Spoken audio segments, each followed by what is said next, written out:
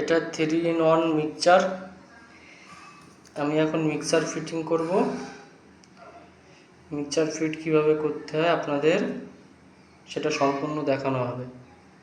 ভিডিওটা যদিও একটু বড় হবে, কিন্তু ভিডিওটা দেখলে পরে আপনারা অনেক কিছু শিখতে পারবেন মিক্সচার ফিটিংস বিষয়ে। একটা মিক্সচারের ফিটিংস লাইন, যে মিক্সচার, এটা আমি এখন সেট করব।